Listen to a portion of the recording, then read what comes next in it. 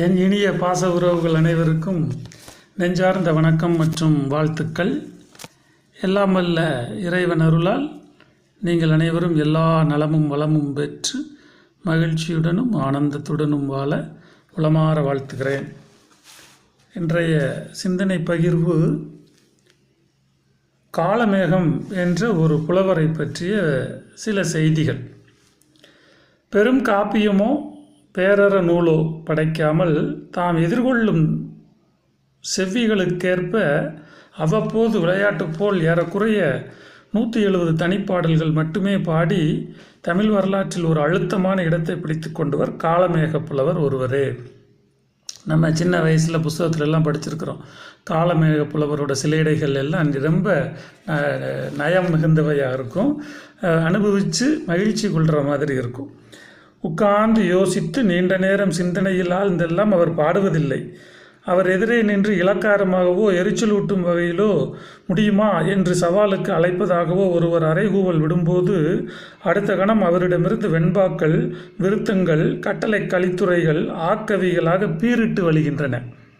இப்படி அவரிடமிருந்து நமக்கு கிடைத்தவை பல தனிப்பாடல் திரட்டுகளில் அங்கெங்கே சிதறி கிடக்கின்றன. அவை சிலேடையாக இருக்கும், வஞ்ச புகழ்ச்சியாக இருக்கும், வசையாகவும் இருக்கும். நகைச்சுவையும் கேலியும் எரிச்சலுமாக தமிழ் அங்கே பொங்கும், சீரும், கூத்தாடும், கும்மாளமிடும். அதனால்தானோ என்னவோ வசைபாட காலமேகம் என்று தமிழுலகம் இவரை கொண்டாடுகிறது.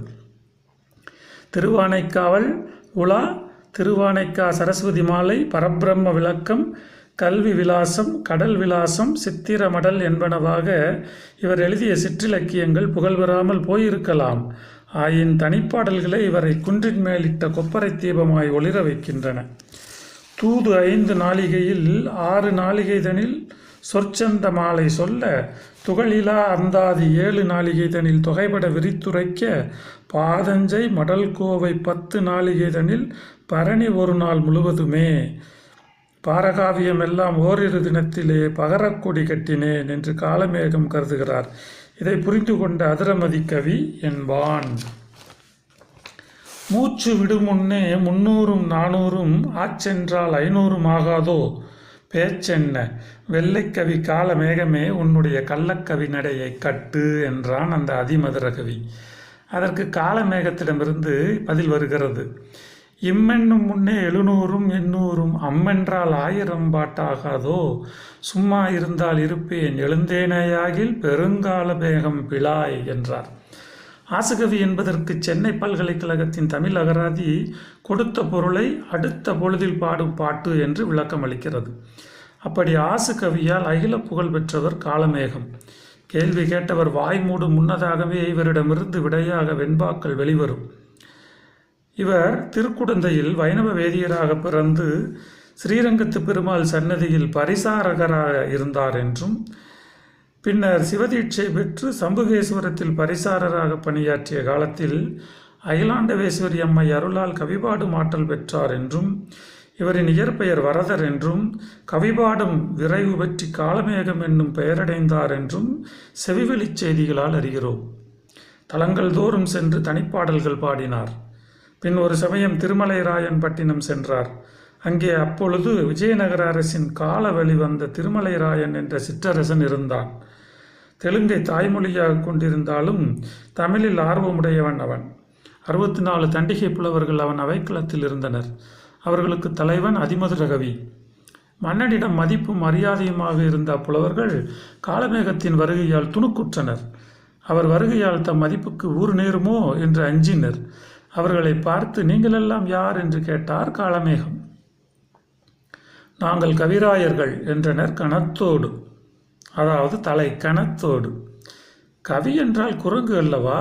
அப்படியானால் வால் எங்கே, நீண்ட வயிறெங்கே, முன்னிரண்டு கால் எங்கே, உட்குளிந்த கண் எங்கே, சாலப்புவிராயர் போற்றும் புலவீர் கால், நீவீர் கவிராயர் என்றிருந்த கால் என்று ஒரு வெண்பாவை பாடி முடித்தார்.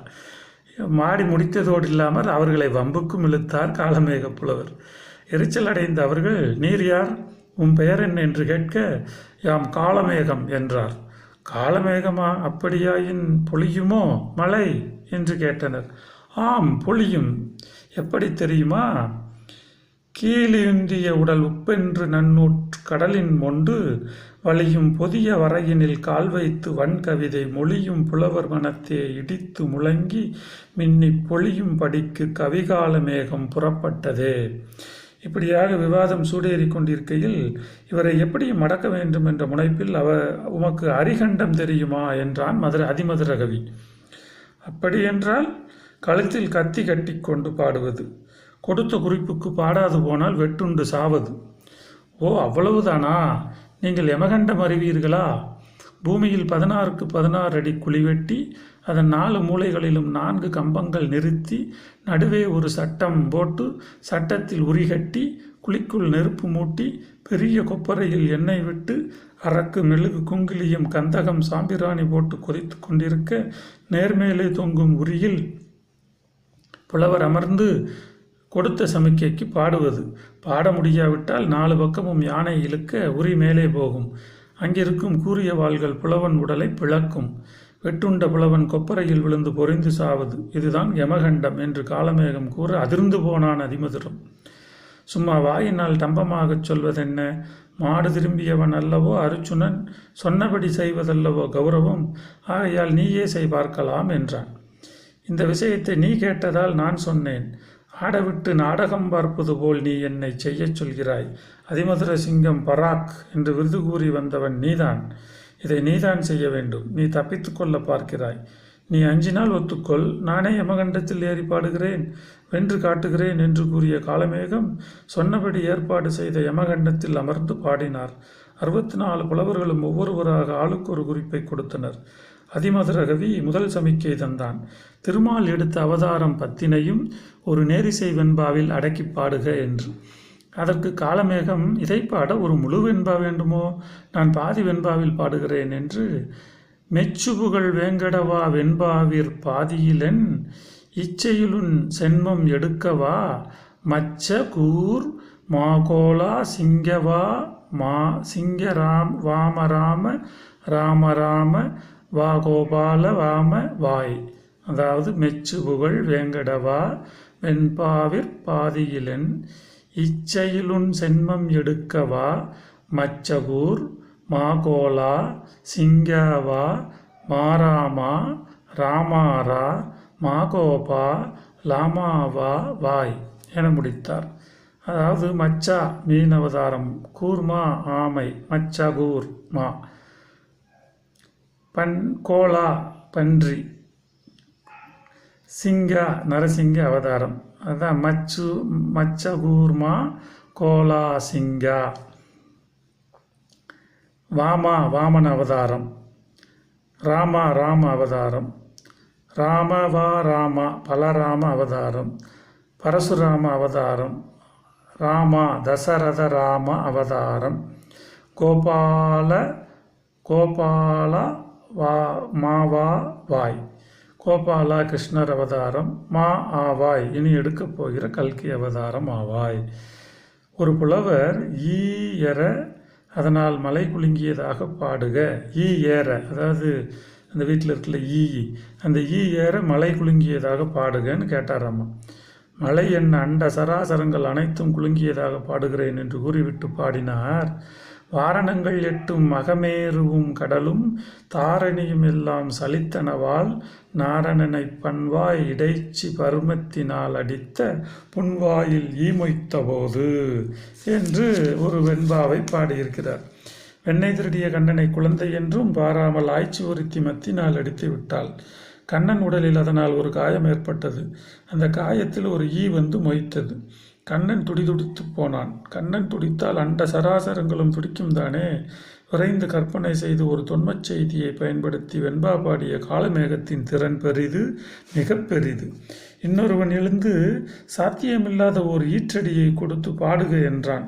குடத்திலே கங்கை அடங்கும் என்பது அந்த ஈற்றடி. கங்கையிற் போய் குடத்தில் நீர் மொள்ளலாம், ஆனால் முழு கங்கையும் குடத்தில் அடங்குமா?